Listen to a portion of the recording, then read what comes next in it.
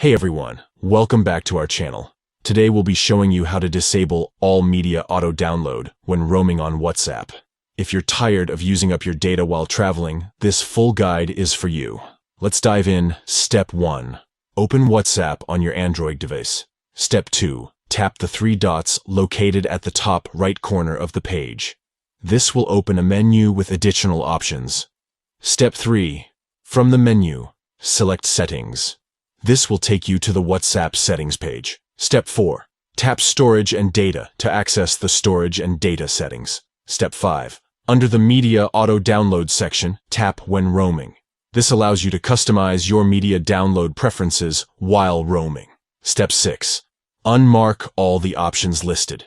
By doing this, you will disable auto-download for all types of media while roaming. Step 7. Finally, tap OK to save your changes.